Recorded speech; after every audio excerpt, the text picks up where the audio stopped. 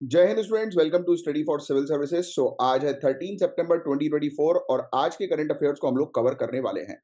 आप में से जो भी स्टूडेंट्स यूपीपीसीएस, यूपीएससी, बीपीएससी या किसी भी स्टेट पीएससी की तैयारी कर रहे हैं तो लेक्चर को एंड तक जरूर देखिएगा। और ज्ञान सर का हमारा पेड कोर्स है और यूपीपीसीएस का ऐसा कोर्स है कि जीरो से लेकर सिलेक्शन तक की प्रॉपर तैयारी करवाई जाती है। तो इस कोर्स को जो है वो ज्वाइन करने के लिए दिए गए नंबर पर जो है वो आप व्हाट्सएप के थ्रू जो है वो कांटेक्ट करें या कॉल भी आप कर सकते हैं और कोर्स की जानकारी जो है वो आपको मिल जाएगी। और ओनली करंट अफेयर्स के नाम से और स्टडी फॉर सिविल सर्विसेज के नाम से हमारे टेलीग्राम के चैनल्स हैं जिनको जरूर ज्वाइन करें और हमारे इंस्टाग्राम के पेज को भी फॉलो करें क्योंकि वहां पर हम आपको गवर्नमेंट एग्जामिनेशन से रिलेटेड अपडेट्स प्रोवाइड कराते हैं। तो आज के कौन से टॉपिक्स हैं जिनको हम लोग डिस्कस करने वाले हैं, तो साइक्लोन्स।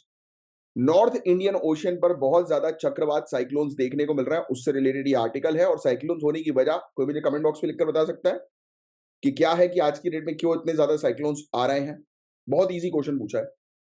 एनिमी प्रॉपर्टी, आपको पता है एनिमी प्रॉपर्टी मतलब दुश्मन की प्रॉपर्टी। कौन होती है दुश्मन की प्रॉपर्टी? क्या मेरे दुश्मन आपके दुश्मन की प्रॉपर्टी की बात की जा रही है? नहीं, हमारी कंट्री के दुश्मनों की प्रॉपर्टी की बात की जा रही है। वो कौन है? सवाल ये उठता है। सवाल का जवाब ये है कि वो चाइना है, वो पाकिस्तान है। तो यहां पर मेनली फोकस किया जाता है चाइनीज और पाकिस्तानी प्रॉपर्टीज के ऊपर। यानी कुछ लोग जो यहाँ पर रह रहे हैं, उन्होंने यहाँ पर मतलब बाहर से आए थे, प्रॉपर्टी परचेज करी, अब वो चले गए हैं और वो प्रॉपर्टी आज की डेट में अबेंडेंड है, खाली पड़ी हुई है। तो उस पर क्या प्रक्रिया होगी, तो उसको लेकर एक फिर से आर्टिकल आया है बहुत समय बाद। तो इस आर्टिकल को हम लोग डिस्कस करेंगे। इंडिया और यूएई के रिलेशन को डिस्कस करेंगे। देन इंडिया और RCEP, regional comprehensive economic partnership, इसके बारे में हम बात करेंगे। और इंडिया का पैरालंपिक सक्सेस कैसी है, इस पर हम लोग चर्चा करेंगे। तो काफी इंपॉर्टेंट, काफी अच्छे टॉपिक्स हैं, डिटेल में हम लोग कवर करने वाले हैं। ध्यान से सुनिएगा, इजी से टॉपिक्स हैं आज के, कोई ज्यादा डिफिकल्ट टॉपिक नहीं है। जैसे कि नॉर्थ इंडियन ओशन की बात करें तो जिसके अंदर आपको जो है वो अरेबियन सी और बे ऑफ बंगाल नजर आते हैं। भाई हम अपने इंडिया की बारे में बात करें तो इंडिया के हम लोग को ईस्ट की तरफ जो है वो बे ऑफ बंगाल देखने को मिलता है, वेस्ट की तरफ जो है वो अरेबियन सी हम लोग को देखने को मिलता है। यस, तो यहां पर बात हो रही है और यहां पर चक्रवात जो तूफान है, साइक्लोन है, वो बहुत ज्यादा हम लोग को देखने को मिल रहे हैं, राइट। और यहां पर हम लोग को जो है वो साइक्लोजेनेसिस का रोल भी एक इंपॉर्टेंट देखने को मिलता है, यानी कि चक्रवात यहां पर जो है वो बनते हैं, राइट। और ग्लोबल ओशियन की बात करें हम लोग, यानी कि अगर तुलना करें हम लोग वैश्विक महासागरों की, तो और दूसरे वैश्विक महासागरों की तुलना में सबसे कम सक्रिय चक्रवात क्षेत्र भी ये हम लोग को देखने को मिलता है, यानी कि थोड़ा सा प्रोटेक्टेड है, बट अभी ये डेंजरस बनता जा रहा है। मैं आपको बता दूं, रिसेंटली हम लोग को जो है वो देखने को मिला कि एक साइक्लोन है जिसका नाम है असना। तो असना चक्रवात, ध्यान में रखिएगा, ये क्वेश्चन आता है कि ये चक्रवात के नाम जो है वो ध्यान में रखना है। असना चक्रवात अगस्त में हम लोग को जो है वो देखने को मिला, राइट। और अगस्त में इस असना चक्रवात के गठन के बाद से इसकी दुर्लभता के कारण रुचि उत्पन्न हुई है और विशेष रूप से ये देखते हुए कि इस क्षेत्र में चक्रवात आमतौर पर प्री और पोस्ट मानसून सीजन के दौरान बनते हैं। तो देखो, ये चिंता वाली बात यही है कि जनरली हम लोग को यहाँ पर मानसून के पहले या मानसून के बाद हम लोग को जो है वो चक्रवात की प्रक्रिया देखने को मिलती है, बट एक्चुअल में ये थ्योरी जो है वो आज की डेट में खराब होती जा रही है क्योंकि जलवायु परिवर्तन के कारण कभी कभी भी हम लोग को देखने को मिल सकता है कि डिस्टर्बेंस होता है वेदर में और उस कारण से ये साइक्लोन जो है वो बनते हैं। क्या मुझे कमेंट बॉक्स में लिखकर बता सकते हो कि साइक्लोन बनने कहां पर बनते हैं, किस क्षेत्र पर मेनली हम लोग को साइक्लोन देखने को मिलता है? उसका आंसर है ट्रॉपिक ऑफ कैंसर और ट्रॉपिक ऑफ कैप्रिकॉर्न के बीच में ही साइक्लोन हम लोग को नजर आते हैं। क्यों? क्योंकि यही एक ऐसा क्षेत्र है जहां पर सबसे ज्यादा गर्मी हम लोग को देखने को मिलती है, क्योंकि सूरज इन्हीं क्षेत्र के बीच में ओवर द हेड रहता है, यानी कि सर के जस्ट ऊपर आपको जो है वो नजर आएगा। और सूरज की गर्मी से ही जो है वो पावर मिलती है साइक्लोन्स को, राइट। और साइक्लोन जो है वो सबसे ज्यादा पावरफुल होते हैं पानी में, और जमीन में आते आते इनकी पावर जो है वो खत्म हो जाती है क्योंकि पानी में इवापोरेशन होता है और उस इवापोरेशन के कारण जो है वो साइक्लोन को पावर मिलती है। तो ये सब चीजें जो होती है ना, ये बेसिकली जनरल स्टडीज के टॉपिक हैं। ये जो मैंने आपको छोटा सा समराइज करके बताया ना, ये अपने आप में साइक्लोन का टॉपिक जो है वो ऑलमोस्ट एक से 1.5 घंटे की प्रॉपर क्लास का टॉपिक है समझने के लिए कि अलग अलग प्रकार के साइक्लोन्स होते हैं। साइक्लोन्स होते हैं उनके अलग अलग वो हम लोग को देखने को मिलते हैं कि फीचर्स होते हैं। साइक्लोन की एक आई होती है, वो कहां पर होती है, तो आपको पता होना चाहिए, राइट। तो ऐसी चीजें जो है वो एग्जामिनेशन में अक्सर जो है वो पूछी जाती हैं। तो उसके लिए आपको जनरल स्टडीज पर फोकस करना है, और अभी तक अगर आप जनरल स्टडीज पर फोकस नहीं कर रहे हो तो बहुत बड़ी गलती कर रहे हो। और हमारे अफोर्डेबल कोर्सेज को आप ज्वाइन कर सकते हो कि वहां पर डिटेल में हम पूरी चीज जो है वो कवर अप कराते हैं। और आपको पता है कि आपको कांटेक्ट करना है हमारे ऑफिशियल नंबर पर। अब क्यों नॉर्थ इंडियन ओशियन का साइक्लोन जो है वो यूनिक है? तो इंडियन ओशियन जो है उसका यूनिक ओशियनिक टनल हम लोग को देखने को मिलता है, जो कि कनेक्ट करता है पैसिफिक और सदर्न ओशियन को। तो ऑब्वियस सी बात है, अगर आप मैप की तरफ जो है वो देखेंगे, राइट? तो हमारा इंडियन ओशियन जो है वो किससे कनेक्ट हो रहा है? पैसिफिक से, और सदर्न ओशियन दोनों को कनेक्ट कर रहा है। यस, बोलो हाँ या ना? भाई पैसिफिक ओशियन को भी कनेक्ट कर रहा है और सदर्न ओशियन को भी कनेक्ट कर रहा है, तो एक बीच की बाउंड्री है ये। पैसिफिक टनल जो है वो ये गर्म पानी जो है वो लेकर आता है ओशियन के अपर लेयर पे, राइट? और हायर सी सरफेस टेम्परेचर में कंट्रीब्यूट कर देता है। मैंने अभी आपको बताया ना, हीट, गर्मी, गर्मी से ही ये साइक्लोन को जो है वो एनर्जी मिलती है, इवापोरेशन से। और इसी के कारण साइक्लोजेनेसिस की प्रोसेस जो है वो शुरू हो जाती है, चक्रवात निर्माण की प्रोसेस जो है वो चालू हो जाती है, क्योंकि एनर्जी जो है वो मिल जाती है किसको? उसको, साइक्लोन को, और फिर वो बड़ा होता जाता है। फिर सदर्न ओशियन टनल जो है, ये ठंडा पानी जो है वो डीपर लेवल पर जो है वो लेकर आता है, जो कि स्टेबलाइज करता है लोअर ओशियन लेयर को, राइट? और वर्टिकल मिक्सिंग को जो है वो लिमिट कर देता है। इसके कारण से हम लोग को जो है वो देखने को होता है सी सरफेस टेम्परेचर जो है वो थोड़ा सा कम होता है और साइक्लोन का फॉर्मेशन सप्रेस होता है। इसीलिए तो भाई सदर्न ओशियन तक साइक्लोन वहां पर ज्यादा डेवलप नहीं हो पाते। क्यों? वहां पर ज्यादा गर्मी नहीं होती है, राइट? क्योंकि वहां से आने वाली कोल्ड करेंट्स भी जो होती है ना, वो इस क्षेत्र के पानी को ठंडा रखती है। एनीवेज, आगे की चर्चा करते हैं। प्री और पोस्ट मानसून साइक्लोन की बात करें, तो जैसे कि दूसरे साइक्लोन प्रोन रीजन है, मतलब कि ऐसा क्षेत्र जहां पर सबसे ज्यादा साइक्लोन्स आते हैं, उसके कंपैरिजन में नॉर्थ इंडियन ओशियन के अंदर दो साइक्लोन सीजन हम लोग को देखने को मिलते हैं, या तो प्री मानसून और या तो पोस्ट मानसून। बट एक्चुअल में ऐसा नहीं है, पता है, आज की डेट में चेंज होता जा रहा है। काफी सारे साइंटिस्ट, रिसर्चर का ये कहना है। और प्री मानसून सीजन के दौरान हम लोग को देखने को मिलता है कि अरेबियन सी और बे ऑफ बंगाल दोनों में ही गर्मी होती है, राइट? और गर्मी होने के कारण ऑब्वियस सी बात है कि एनर्जी जो है वो मिलेगी साइक्लोन को, और साइक्लोन डेवलप हो जाएगा। पोस्ट मानसून सीजन में हम लोग को देखने को मिलता है कि अरेबियन सी कूल डाउन होता है अपने नॉर्थ ईस्ट मानसून के कारण, क्योंकि वहां पर बारिश हो जाती है और साइक्लोनिक एक्टिविटी जो है वो कम हो जाती है। बट बे ऑफ बंगाल के अंदर हम लोग को देखने को मिलता है कि साइक्लोन फॉर्मेशन कंटिन्यूस चलते रहते हैं। मानसून पर इम्पैक्ट, तो स्ट्रॉन्ग मानसूनल विंड्स भी हम लोग को देखने को मिलती है इस क्षेत्र के अंदर, specially south westerly low level jets जो हम लोग को देखने को मिलते हैं। तो आपको ये जेट्स के बारे में पता होना चाहिए कि जेट्स जो है वो कंटिन्यूस जो है वो चलते रहते हैं, राइट? और इनके कारण जो है वो इवापोरेशन जो है वो बढ़ जाता है, और कोल्ड और वार्म वाटर जो है वो मिक्स हो जाते हैं, और जहां पर भी कोल्ड और वार्म वाटर मिक्स होते हैं वो बेस्ट फिशिंग ग्राउंड्स भी कहलाता है। वहां पर फॉग का फॉर्मेशन होता है, और जो साइक्लोन की ग्रोथ को जो है वो अफेक्ट करता है। और अरेबियन सी जो है बहुत तेजी से जो है वो मानसून के कारण कूल डाउन हो जाती है, और कूल डाउन होगी तो साइक्लोनिक एक्टिविटी नहीं होगी। बट बे ऑफ बंगाल जो है वो गर्म रहता है, तो उसके कारण वहां पर ज्यादा साइक्लोनिक एक्टिविटी होती है। वो सेम चीज मैंने भी आपको ऑलरेडी बताई। बट जलवायु परिवर्तन के कारण गर्मी बहुत तेजी से बढ़ती जा रही है, तो अब ये जो प्री और पोस्ट मानसून वाला जो पैटर्न था वो खत्म होते जा रहा है। और कहीं पर भी किसी भी क्षेत्र में अगर टेम्परेचर लेवल राइज होगा तो किसी दूसरे क्षेत्र को जो है वो अफेक्ट होगा ही होगा। यस, तो ग्लोबल इन्फ्लुएंस इसका हम लोग को देखने को मिलता है, बस और कुछ नहीं है इसके अंदर। फिर साइक्लोन असना थोड़ा सा जो है वो आप ध्यान में रखना। एक साइक्लोन असना हम लोग को देखने को मिला था जो अगस्त 2024 में बना है अभी रिसेंटली। ये पहला साइक्लोन हम लोग को नॉर्थ इंडियन ओशियन के दौरान जो है वो देखने को मिला अगस्त में सिंस 1981 के बाद पहली बार अगस्त के महीने में ये साइक्लोन देखने को मिला है। तो याद रखिएगा आप, ये साइक्लोन असना नॉर्थ इंडियन ओशियन में बना है। क्वेश्चन आ सकता है, ऐसे क्वेश्चन अक्सर पूछे जाते हैं, ठीक है? यही अनयूजुअल क्लाइमेट कंडीशन के कारण ये बना है। वही है इसकी सिंपल सी वजह जो है हमें देखने को मिल रही है कि क्लाइमेट चेंज, जलवायु परिवर्तन। लो प्रेशर सिस्टम बढ़ते जा रहे हैं, क्यों? क्योंकि गर्मी बढ़ती जा रही है। जहां पर भी गर्मी बढ़ेगी वहां पर लो प्रेशर सिस्टम हम लोग को जो है वो देखने को मिलेंगे, करेक्ट?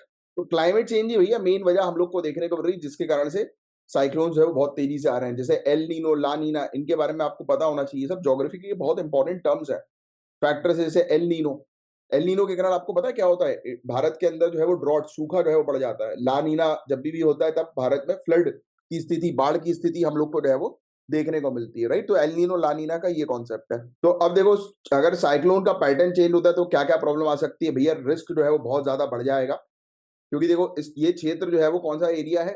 तट है भैया, कोस्टल एरिया, सब डैमेज होंगे। यहाँ पर लाइफ, प्रॉपर्टी, एग्रीकल्चर बहुत बुरी तरह से डैमेज होगा अगर साइक्लोन आता है तो। मॉनसून में चेंजेस हम लोग को देखने को मिलेंगे। मॉनसून का पैटर्न जो है वो चेंज हो जाएगा, जो आज की डेट में हो ही रहा है यार। आप देख ही रहे हो, कभी भी बारिश हो रही है। मैं अभी मध्य प्रदेश में हूँ, यहाँ पर तो हालत खराब है। अभी कुछ दिनों पहले गुजरात के अंदर वडोदरा में था मैं, तो वहां पर तो बाढ़ आ चुकी थी। तो बड़ी बुरी स्थिति जो है वो देखने को जो है वो मिल रही है, राइट? कुछ कह नहीं सकते हैं। अभी हैदराबाद के अंदर भी बहुत बुरी तरह से जो है बारिश हुई थी। तो ये सब चीजें हैं जिसके बारे में एक आपको आइडिया जो है वो होना चाहिए। तो गाइस, उत्तर प्रदेश के अंदर पूर्व पाकिस्तानी जो राष्ट्रपति था उसकी फैमिली की कुछ संपत्ति है, अब फैसला लिया जा रहा है कि वो जो संपत्ति है, एनिमी प्रॉपर्टी जिसको हम लोग कहते हैं, शत्रु संपत्ति जो है, क्योंकि वो हमारी एनिमी कंट्री जो पाकिस्तान है, उसकी, उसके मेंबर्स की है ये, यानी कि वहां के रेसिडेंट्स की आप कह सकते हो, राइट, इंडिया के अंदर, उत्तर प्रदेश के अंदर। तो ये कहा जा रहा है कि अब उस जमीन की नीलामी जो है वो करवाई जाएगी। तो बहुत बड़ा है और बहुत इंपॉर्टेंट टॉपिक है, ध्यान से सुनिएगा। सरकार जो है वो प्रयास ये कर रही है कि एनिमीज प्रॉपर्टी को मैनेज करना है। और हमारे एनिमीज कौन है? हमारे तो पाकिस्तान और चाइना, जिनके साथ हमारा युद्ध हुआ था। क्या आप मुझे कमेंट बॉक्स में लिखकर बता सकते हैं कि पाकिस्तान के साथ किस ईयर में युद्ध हुआ है और चाइना के साथ किस किस ईयर में युद्ध हुआ है? कमेंट बॉक्स में लिखकर बताएं। और इसके अंदर हम लोग को जो है वो देखने को मिल रहा है कि एनिमी प्रॉपर्टीज को अब मैनेज किया जा रहा है। आपको बता दें, हमारे यहाँ पर एक कानून है 1968 का, एनिमी प्रॉपर्टी एक्ट। और ये कानून जो है वो तब बनाया गया था जब इंडिया और पाकिस्तान का युद्ध हुआ था 1965 में। उसके बाद ये कानून जो है वो लाया गया और ये कहा कि जितनी भी प्रॉपर्टीज इंडिया के अंदर है, उन लोगों की, जो लोग पाकिस्तान शिफ्ट हो गए हैं, राइट, और यहाँ पर वो प्रॉपर्टी जो है वो अबेंडेंट यानी कि खाली पड़ी हुई है, खंडर है, या उस पर कोई भी डेवलपमेंट नहीं हो रहा, तो वो प्रॉपर्टी जो होंगी उनको एनिमी प्रॉपर्टी माना जाएगा। यानी कि कोई व्यक्ति जो इंडिया के अंदर आकर जिसने जमीन खरीदी हो, उसके नाम पर हो और वो व्यक्ति भाग गया पाकिस्तान या चाइना, तो ऐसे व्यक्तियों की प्रॉपर्टी जो होती है वो एनिमी प्रॉपर्टी कहलाती है। देखो लिखी भी है इसमें प्रॉपर, इसकी परिभाषा दी हुई है कि प्रॉपर्टी जो है वो ऐसे इंडिविजुअल्स की या ऐसी कंपनीज की जो पाकिस्तान या फिर चाइना भाग गए हैं 1965, 1971, 1962 के वॉर के बाद। तो ऐसी प्रॉपर्टी जो होंगी वो किसके कस्टोडियन में आएंगी? तो custodian of enemy property for India, यानी कि हमने एक ऑफिस जो है वो तैयार किया हुआ है मिनिस्ट्री ऑफ होम अफेयर्स के अंदर। तो उसकी कस्टडी जो है वो ये ऑफिस लेता है, सीईपीआई ऑफिस। या फिर आप डायरेक्टली बोल सकते हो कि इसकी custody ministry of home affairs के पास, हम लोग को गृह मंत्रालय के पास देखने को मिलती है। ऐसी प्रॉपर्टी किसके अंडर आती है? गृह मंत्रालय के कंट्रोल में रहती है। फिर एक ताशकंद डिक्लेरेशन हुआ था 1966 में। तो इसके अंदर भी ये कहा गया कि चलो ऐसी प्रॉपर्टी जो है वो रिटर्न जो है वो कर दी जाए, राइट। तो पाकिस्तान ने जो है वो 1971 में जो है वो इस चीज को, आपको ऑलरेडी पता है कि इसके विपरीत जो है वो अधिनियम जो है वो लेकर आ गया। और फिर इंडिया ने बोला कि चलो भाड़ में जाओ, हम अच्छाई पे थे कि चलो एक काम करते हैं, इनकी प्रॉपर्टी जिन लोगों की भी है वो रिटर्न करते हैं, बट इनको अच्छाई पसंद ही नहीं, तो एक काम करो बेटा, कुछ नहीं दे रहे, कर लो जो करना है। फिर 2017 में अमेंडमेंट होता है, enemies property amendment and validation bill 2016 का। तो इसके अंदर डेफिनेशन को और ब्रॉड कर दिया एनिमी सब्जेक्ट की और एनिमी फर्म की। इसके अंदर ये भी कहा गया कि जो भी लीगल वारिस जो होंगे और जो उनके सक्सेसर होंगे, तो इवन अगर वो इंडियन सिटीजन भी हैं और नॉन एनिमी नेशंस का भी उनके पास रेसिडेंटशिप है, तो भी उनको जो है वो नहीं दिया जाएगा। मतलब सिंपली ये कह दिया है कि जैसे फॉर एग्जांपल एक व्यक्ति है, ठीक है, एक एक्स व्यक्ति है, उसने इंडिया के अंदर प्रॉपर्टी खरीदी, इंडिया में वॉर हुआ, उसके बाद वो जाकर पाकिस्तान शिफ्ट हो गया। अब उसका पुत्र है वाई, ठीक है, पुत्र या पुत्री जो भी उसके वारिस। अब वो दूसरी कंट्री जाकर उन्होंने जैसे दुबई की वो ले ली रेसिडेंटशिप। तो यहां पर फिर भी इस प्रॉपर्टी, यानी कि जब उसका वारिस वापस आएगा, तो वो ये कह के वापस नहीं आ सकता कि भैया मेरी प्रॉपर्टी मुझे वापस दे दो क्योंकि मैं दूसरी कंट्री का रेसिडेंट हूं। नहीं, क्लियरली ये चीज मेंशन्ड है कि इन्होंने डेफिनेशन को और ब्रॉड कर दिया है। इसके अंदर जो लीगल वारिस जो होंगे और सक्सेसर होंगे, अगर वो इंडियन सिटीजन हैं या नॉन एनिमी नेशंस के भी हैं, तो भी उनकी प्रॉपर्टी एनिमी प्रॉपर्टी ही कहलाई जाएगी, उनको रिटर्न नहीं की जाएगी। अब ऐसे काफी सारे मामले केस में भी जो है वो मतलब सुप्रीम कोर्ट के अंदर भी देखने को मिले, जैसे union of India versus Raja Mohammad Amir Mohammad Khan case 2005 का हम लोग को देखने को मिला। इसमें भी ऑनरेबल सुप्रीम कोर्ट ने ये चीज बोली, इन्होंने ये बोला कि अगर कोई एनिमी प्रॉपर्टी है, ठीक है, जैसे फॉर एग्जांपल कि एक राजा है महमूदाबाद के, राइट, जिन्होंने पाकिस्तान जो है वो छोड़कर चले गए 1957 में, और उनका पुत्र जो है वो एक इंडियन सिटीजन है, और वो अगर इस प्रॉपर्टी को क्लेम कर रहा है, क्योंकि 1957 की बात हो रही है ना, क्लेम कर रहा है, तो ऑब्वियस ही बात है कि वो प्रॉपर्टी जो है वो उसको देनी चाहिए, राइट। तो ये उनके फेवर में, उसके बेटे के फेवर में सुप्रीम कोर्ट ने जो है ये जजमेंट दिया। और फिर देखो उसके बाद सरकार ने हमेशा कानून के थ्रू प्रयास यही किया है कि भाई जो व्यक्ति इंडिया के अंदर आया, जिसके पास इंडिया की ओनरशिप थी और वो पाकिस्तान चला गया, अब उनका अगर पुत्र अगर इंडियन सिटीजन हो या कोई दूसरी कंट्री की सिटीजनशिप में चला गया जो हमारी नॉन एनिमी कंट्री यानी कि पाकिस्तान और चाइना के अलावा दूसरी कंट्री की रेसिडेंशिप ले ली, तो भी उस व्यक्ति को प्रॉपर्टी नहीं मिलेगी, राइट। जो ये प्रॉपर्टी एक बार एनिमी डिक्लेयर हो गई तो उसको एनिमी प्रॉपर्टी ही डिक्लेयर माना जाएगा। तो ये क्लियरली जो है वो गवर्नमेंट ने जो है ये अपना कह दिया है ये रिस्पॉन्स में कि भाई हम कस्टडी जो है वो उसकी नहीं देंगे, अगर वो भागे हैं ये प्रॉपर्टी को छोड़कर, तो प्रॉपर्टी एनिमी प्रॉपर्टी ही कहलाई जाएगी। तो अब इसकी नीलामी हम लोग को जो है वो देखने को मिल रही है। सरकार के कंट्रोल में मिनिस्ट्री ऑफ होम अफेयर जो है उसका रीसेंट नोटिस जो है वो सामने आया है कि उत्तर प्रदेश के अंदर जो कुछ जमीन है राइट, एक्स पाकिस्तानी प्रेसिडेंट की फैमिली की, तो उसकी जो है वो नीलामी की जाएगी। और ये लगभग हम लोग को इंडिया के अंदर कर्नाटक के अंदर 24 ऐसी प्रॉपर्टीज देखने को मिल रही हैं, राइट। और बेंगलुरु की प्राइम लोकेशन में भी काफी सारी एनिमी प्रॉपर्टीज हम लोग को देखने को मिलती हैं। और कोर्ट का रूलिंग जो है वो 2017 के अमेंडमेंट से पहले ये आ रहा था कि जो भी माइग्रेंट हैं जो पाकिस्तान चले गए हैं या चाइना चले गए हैं, तो वो क्लेम कर सकते हैं एनिमी प्रॉपर्टी के ऊपर उनके रिलेटिव्स, राइट। बट 2017 के कानून ने ये चीज बोल दिया कि नहीं भाई, सरकार जो है वो एनिमी प्रॉपर्टी जो है वो प्रिवेंट मतलब वो रिटर्न नहीं करेगी किसी भी कीमत पे। अब फिर public premises eviction of unauthorised occupants act 1971, ये भी एक कानून है, सार्वजनिक परिसर अनधिकृत अधिभोगियों की बेदखली अधिनियम 1971। ये कानून का मेन ऑब्जेक्टिव यही है कि जैसे कि कई बार किसी पब्लिक प्रॉपर्टी के अंदर लोग जो है वो कब्जा करके नहीं बैठ जाते, संपत्ति पर जो है वो कब्जा कर लिया, सरकारी संपत्ति पर कब्जा कर लिया, तो उनको हटाने के लिए कानून हम लोग को देखने को मिला कि ये एग्जिस्ट करता है प्रॉपर्टी से रिलेटेड। फिर 2017 का अमेंडमेंट जो लाया गया था उसमें मैंने आपको ऑलरेडी बता दिया कि अब किसी प्रकार से एनिमी प्रॉपर्टी जो है वो उनके रिलेटिव्स को नहीं दी जाएगी और गवर्नमेंट का पूरा कंट्रोल एनिमी प्रॉपर्टी पे रहेगा। हालांकि कोर्ट ने अपने कुछ ऑर्डर्स में इस चीज को कंफर्म किया है कि भाई एनिमी प्रॉपर्टी जो है उसको आप जो है वो प्रिजर्व करके रखो और पब्लिक सर्विसेज के लिए, पब्लिक की सेवाओं के लिए उसका इस्तेमाल जो है वो किया जाना चाहिए। तो ये भी जुडिशियल इंटरप्रिटेशन को जिस प्रकार से एनिमी प्रॉपर्टी से रिलेटेड देखने को मिला। तो आई होप कि आपको एनिमी प्रॉपर्टी का ये टॉपिक पूरा अच्छे से समझ में आया होगा। अब आइए इंडिया और यूएई के रिलेशनशिप को हम लोग जो है वो डिस्कस करेंगे, यूनाइटेड अरब एमिरेट्स के डिस्कशन को। तो ये मिलकर स्ट्रेटेजिक पार्टनरशिप जो है वो एक कंडक्ट कर रहे हैं, फोकस किया जा रहा है वेरियस सेक्टर्स के ऊपर, राइट। अभी काफी सारे हाई प्रोफाइल एग्रीमेंट्स हम लोग को देखने को मिले हैं जो कि साइन हुए हैं। जो क्राउन प्रिंस जो है वो अबू धाबी के, वो इंडिया के अंदर आए थे और ऑब्जेक्टिव यही था कि इंडिया और यूएई के बीच में रिलेशनशिप बहुत अच्छे हों। तो energy, food security, civil nuclear cooperation, इनमें जो है वो काफी बेहतर संबंध हम लोग को इंडिया और यूएई के बीच में देखने को मिलने वाला है। एक एमओयू भी जो है वो साइन हुआ है nuclear power corporation of India limited और एमिरेट्स न्यूक्लियर एनर्जी कंपनी के बीच में। तो ऑब्वियस सी बात है, अगर न्यूक्लियर कंपनीज के बीच में एक एग्रीमेंट हुआ तो ये न्यूक्लियर पावर को एक्सपेंड करने के ऊपर और जनरेट करने के ऊपर जो है वो काम करेंगे। यस, तो यही चीज है। तो ये बेसिकली आप ये फैक्ट ध्यान में रखिएगा, एक है बारक न्यूक्लियर पावर प्लांट, राइट। ये फैक्ट आप ध्यान में रखना, इसके मेंटेनेंस और इसके ऑपरेशन को लेकर ये डील थी और अरब वर्ल्ड का ये पहला न्यूक्लियर प्लांट है, याद रखना है, बहुत इंपॉर्टेंट फैक्ट। ये एग्रीमेंट ये बोल रहा है कि यूएई जो है वो कमिट कर रही है कि अपनी न्यूक्लियर एनर्जी सेक्टर को जो है वो एक्सपैंड करेगी और इंडिया का रोल जो इंटरनेशनल एनर्जी कोलैबोरेशन में है वो बढ़ेगा।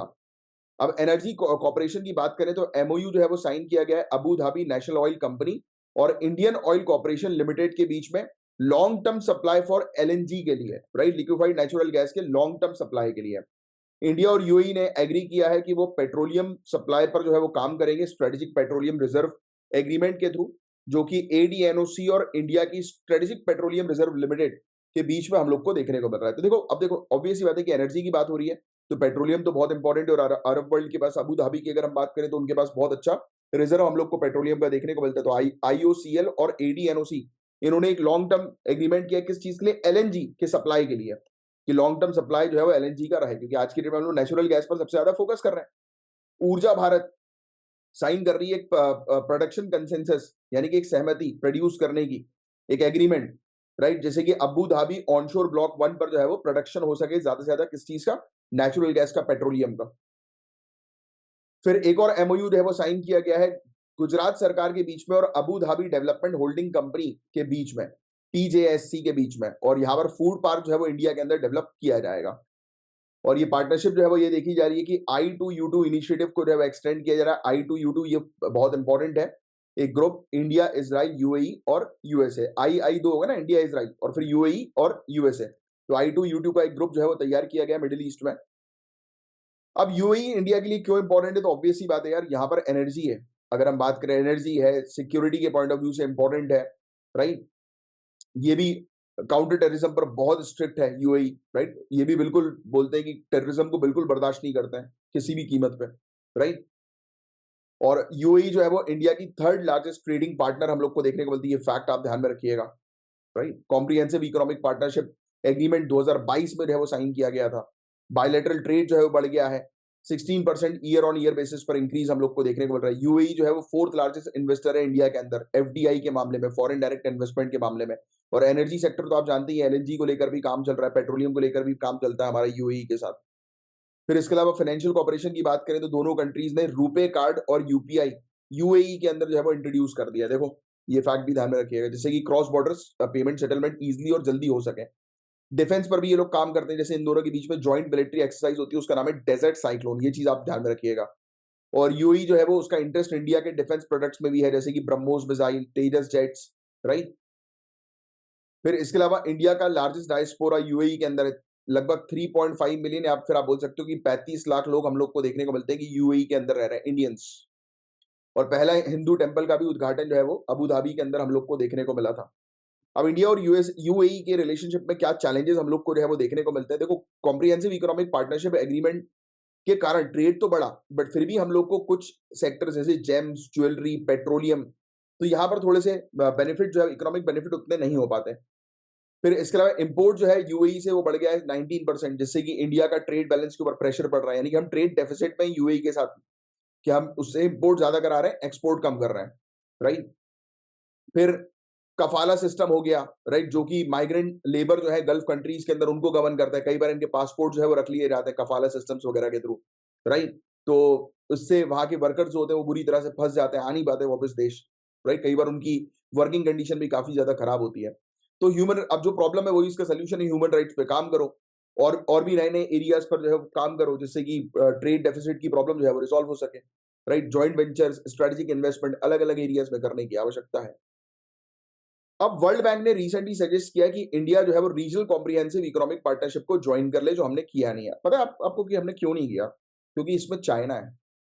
अब आप बोलोगे सर चाइना है तो क्या हुआ? देखो रीजनल कॉम्प्रिहेंसिव इकोनॉमिक पार्टनरशिप ये कहता है कि ये इस ग्रुप के अंदर जितनी भी कंट्रीज होंगी वो बहुत ही कम कस्टम ड्यूटीज इस ग्रुप के साथ जो है वो शेयर करेंगी।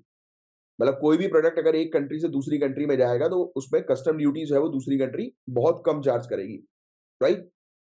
अब इसका ग्रुप का मेंबर है चाइना, और इंडिया एक बड़ा मार्केट है, पॉपुलेशन इंडिया की बहुत ज्यादा है, तो एक पॉपुलेशन मतलब मार्केट, तो चाइना से सामान कहाँ पे आएगा? इंडिया के अंदर आएगा, जो हम चाहते नहीं है। यस, इसलिए हम ये उसको ज्वाइन नहीं कर रहे हैं। और इंडिया का जो थिंक टैंक है, कौन सा हमारा थिंक टैंक कोई बता सकता है नीचे कमेंट बॉक्स पे लिखकर? इन्होंने क्रिटिकली रिस्पॉन्ड किया कि नहीं भाई, ये रिकमेंडेशन जो दिया जा रहा है वो इकोनॉमिक रियलिटी के अकॉर्डिंग नहीं है। हमें पता है कि इसको ज्वाइन करने के बाद हमें कितनी प्रॉब्लम हो सकती है, राइट। तो ये मेन चीज है, इसमें देखो लिखा बहुत सारी चीजें हैं, जो जो मेन इंपॉर्टेंट जो की फैक्टर पॉइंट होता है ना, वो कई बार आर्टिकल के अंदर दिखता नहीं है, वो आपको ढूंढ के जो है वो लाना पड़ता है, राइट। जो मैं आपके लिए काम इजी जो है वो कर देता हूँ। शायद ही इसमें चाइना का जो है वो जिक्र होगा, देखो, बट फिर आपको बस पकड़ना है कि भाई क्या पर्पस है कि हम ज्वाइन क्यों नहीं कर रहे, क्योंकि ये डायरेक्टली बोला नहीं जाता, इसी चीज को तो डिप्लोमेसी कहते हैं बॉस।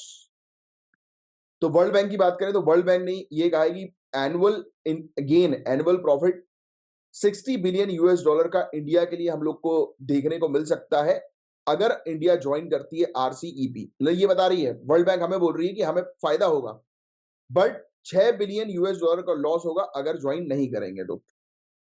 और अब ऑब्वियस बात है कि भाई वर्ल्ड बैंक बोल रही है 60 बिलियन यूएस डॉलर का प्रॉफिट होगा, राइट, ऐसा वर्ल्ड बैंक का कहना है, राइट।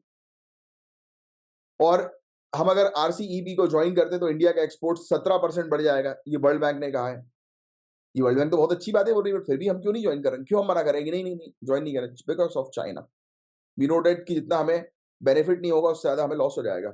हमारी डोमेस्टिक जो कंपनीज हैं उनको खतरा हो जाएगा, जो आत्मनिर्भरता के बारे में हम बात कर रहे हैं वो चाइना हम खत्म कर देगा, क्योंकि वो चाइना जो है वो बहुत सस्ते माल वाले प्रोडक्ट जो है वो हमारे इंडिया के अंदर डंप कर देगा, चीप क्वालिटी के।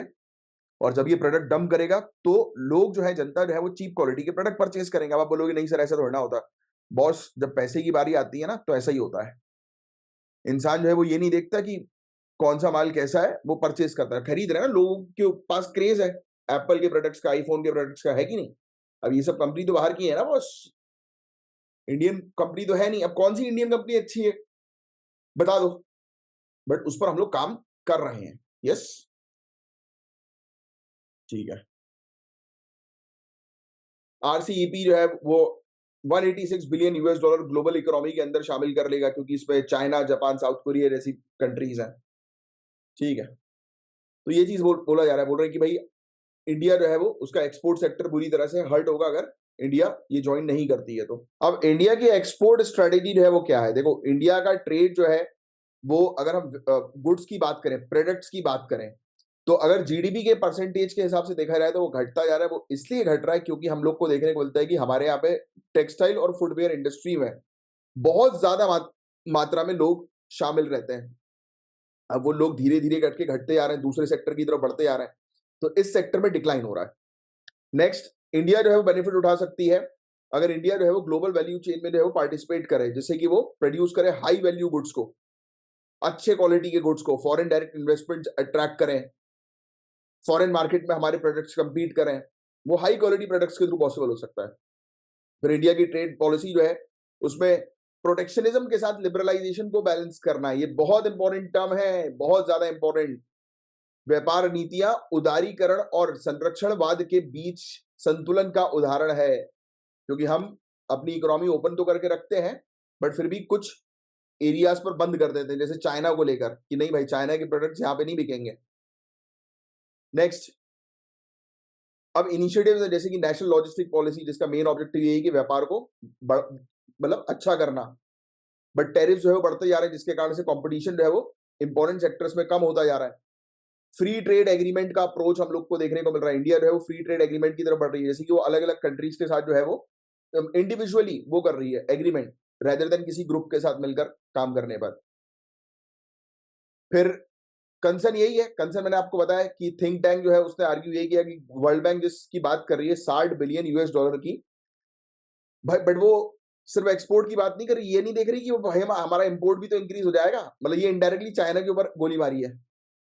फिर आरसीईपी कंट्रीज के अंदर आसियान मेंबर्स भी हम लोग को देखने को मिलते हैं, जिनके पास ऑलरेडी ट्रेड डेफिसिट हम लोग को देखने को मिल रहा है, क्योंकि चाइना देखो आ ही गया कि चाइना जो है उसके इन्फ्लुएंस के कारण हम लोग को देखने को मिल रहा है कि वो सबसे ज्यादा प्रोडक्ट्स इनको जो है वो देता है, इन कंट्रीज में थोप देता है। जापान, साउथ कोरिया भी जो है वो ट्रेड डेफिसिट चाइना के साथ फेस कर रहे हैं, क्योंकि ये चाइना जो है वो सबको माल जो है वो बेचता रहता है। काफी सारी आरसीईपी वाले मेंबर जो हैं वो चाइना सेंट्रिक सप्लाई चेन के ऊपर डिपेंडेंट है।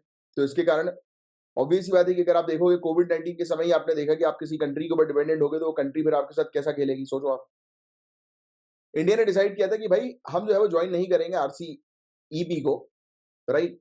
और चाइना प्लस वन स्ट्रेटेजी, क्योंकि इसमें हम लोग को जो है वो देखने को मिलती है, राइट? और चाइना जो है वो अपनी इस स्ट्रेटेजी के थ्रू जो है वो अपने माल को जो है वो हमारे इंडिया के अंदर थोपेगा, जो हमारे लिए बिल्कुल भी सही नहीं है। यही सब चीजें, अनफेयर कंपटीशन होगा, वो सही नहीं है भाई कि चाइना हमारे ऊपर चीजों को जो है वो थोपेगा। तो क्या किया जाए? तो हम जो इंडिविजुअल एग्रीमेंट्स कर रहे हैं ना, फ्री ट्रेड एग्रीमेंट्स, वो ज्यादा बेटर है हमारे लिए। हम गल्फ कंट्री के साथ तो एंगेज हो ही रहे हैं, अफ्रीका के साथ भी हम एंगेज हो ही रहे हैं, तो उससे हमें और मार्केट भी मिल ही रहा है और नई नई अपॉर्चुनिटीज भी इन्वेस्टमेंट की मिल रही है, राइट? अब इसके अलावा हमें रीजनल ग्रुप्स जो हैं जिसके हम मेंबर्स हैं ऑलरेडी, जैसे सार्क हुआ, बिम्स्टेक हुआ, राइट, आईपीईएफ हुआ, Indo Pacific economic framework, right? तो इस पे हम लोग को ज्यादा काम जो है वो करना चाहिए, जिसमें हम ऑलरेडी अवेलेबल हैं। और इसके अलावा सेल्फ रिलायंट, हमें आत्मनिर्भर बनना है भाई, और इंडिया आत्मनिर्भर बनने के लिए काम कर रही है। और अगर हमने अपनी इकोनॉमी को इस प्रकार के ग्रुप को ज्वाइन करके ओपन कर दिया, तो ऑब्वियस सी बात है कि हमारे हमको काफी दिक्कतों का सामना जो है वो करना पड़ सकता है। अब next, India guys, Paris Paralympic game हम लोग को 2024 का देखने को मिला। इंडिया ने टोटल 29 मेडल जो है वो जीते, जिसमें से 7 गोल्ड मेडल थे। नवदीप सिंह जो है उनको सिल्वर मेडल जो है वो मिला है मेंस के जैवलिन थ्रो में, F41 में, और ये अपग्रेड कर दिया गया था गोल्ड में जब इनके कॉम्पिटिटर जो थे ईरान के, वो डिस्क्वालीफाई हो गए। और इंडिया का पहला ये गोल्ड मेडल इस कैटेगरी के अंदर हम लोग को देखने को मिला, मेंस जैवलिन थ्रो में।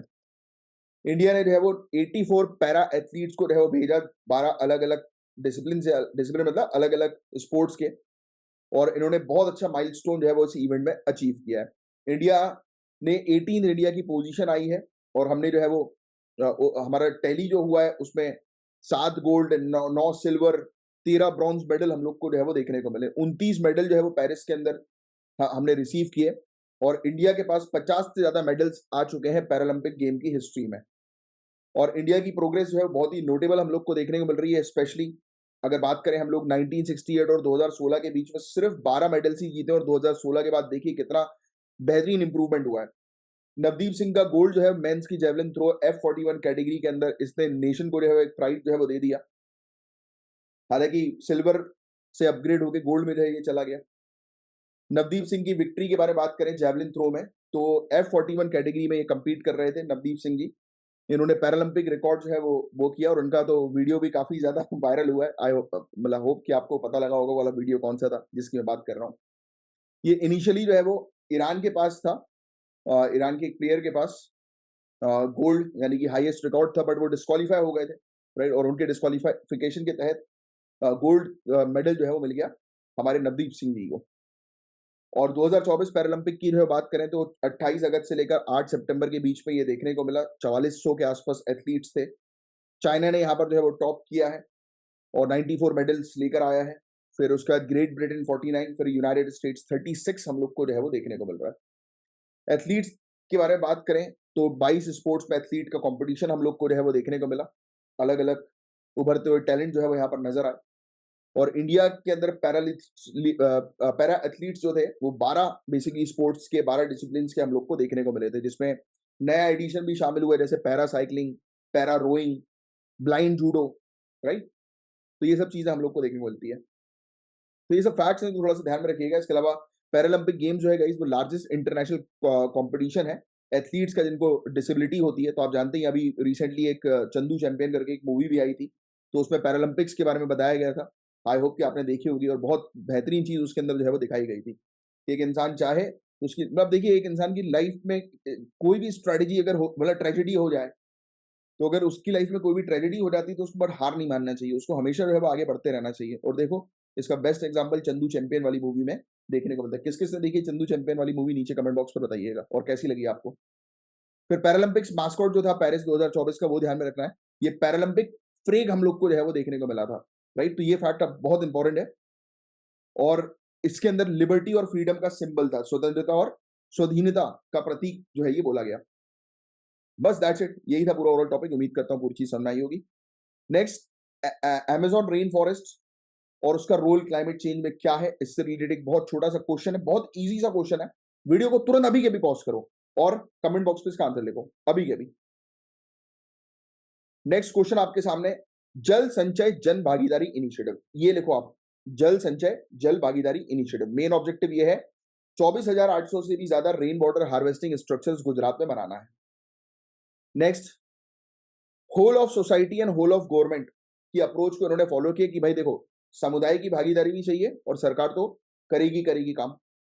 तो उस पर फोकस ये है कि भाई गवर्नमेंट की कोलैबोरेशन के साथ कम्युनिटी भी इन्वॉल्व हो पानी बचाने के लिए। और ये इनिशिएटिव जो है वो मेनली फोकस कर रही है किस चीज के ऊपर, पानी को बचाने के ऊपर, राइट, मैनेजमेंट के ऊपर, राइट। तो पानी बचाने के ऊपर मेन फोकस हम लोग को जो है वो देखने को मिल रहा है, रेदर देन सिर्फ इरिगेशन। ये सिर्फ ये ड्रॉट प्रोन एरिया यानी कि जितना सूखा है सिर्फ उस पर फोकस नहीं कर रहा है, बल्कि ओवरऑल पानी को किस प्रकार से जो है वो संरक्षित करना है इस पर मेनली फोकस किया जा रहा है। और इसी चीज से रिलेटेड एक मेंस का क्वेश्चन भी आपके पास है जिसका आंसर आप 150 वर्ड्स में लिखने की कोशिश करिएगा। तो चलिए अब हम मिलेंगे नेक्स्ट लेक्चर में कल, तब तक के लिए bye, take care, have a great day ahead guys, जय हिंद।